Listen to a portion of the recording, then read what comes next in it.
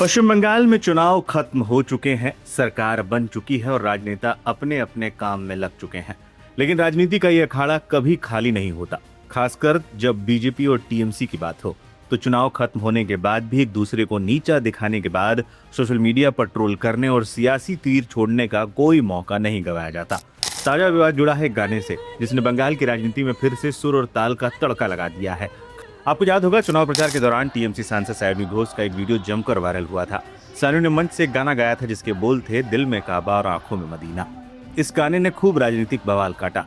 BJP ने इसे सीधे टीएमसी की तुष्टीकरण की राजनीति से जोड़ दिया। चुनाव बीत गए, बात आई गई हो गई, ऐसा लगा था। लेकिन बीजेपी इतनी आसानी से कहां भूलने वाली थी। अब सायनी घोष को उनके उस काबा मदीने वाले गाने का जवाब बीजेपी ने उसी की भाषा यानी एक गाने से ही दिया है। सोशल मीडिया पर एक वीडियो तेजी से वायरल हो रहा है। बीजेपी की एक रैली में शुभेंदु अधिकारी के पोस्टरों के बीच एक बीजेपी समर्थक महिला माइक पर बांग्ला में गा रही है, हृदय में राम नयन में कृष्ण। बंगाल के कई जाने माने एक्टिविस्ट और बीजेपी समर्थकों ने इस वीडियो को शेयर किया है। ये महज एक गाना नहीं बल्कि सायनी घोष और टीएमसी पर सीधा और करारा तंज है।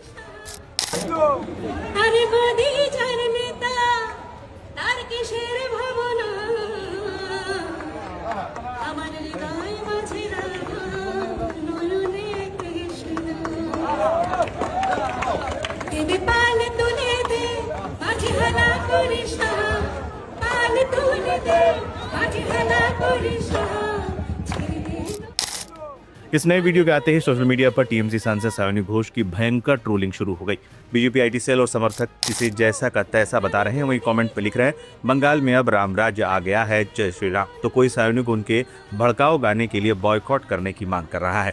साफ है, चुनावी मौसम भले ही गुजर गया हो, लेकिन टीएमसी नेताओं को घेरने का कोई मौका बीजेपी अपने हाथ से फिसलने नहीं दे रही है। गानों और ट्रोलिंग से इतर असल राजनीतिक खेल भी पर्दे के पीछे चल रहा है। बीजेपी के वरिष्ठ नेता ने एक ऐसा दावा किया है जिसने बंगाल की सियासत में भूचाल ला दिया है।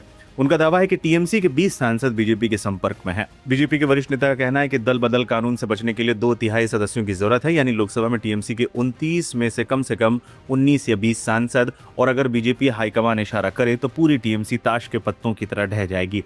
हालांकि टीएमसी के दिग्गज नेता सौगत रॉय ने इस दावे को सिरे से खारिज करते हुए इसे सरासर झूठ और बेबुनियाद बताया है। लेकिन बिना आग के धुआं नहीं उठता। तो लब्बो लबाब यही है, चुनाव के नतीजों के बाद बंगाल में असल पॉलिटिक्स ड्रामा अभी खत्म नहीं हुआ है। चाहे गानों के जरिए सायनी घोष की ट्रोलिंग हो या टीएमसी को तोड़ने के दावे, बीजेपी ने साफ कर दिया है कि वो ममता की टीएमसी के लिए चैन की सांस लेना आसान नहीं होने देगी।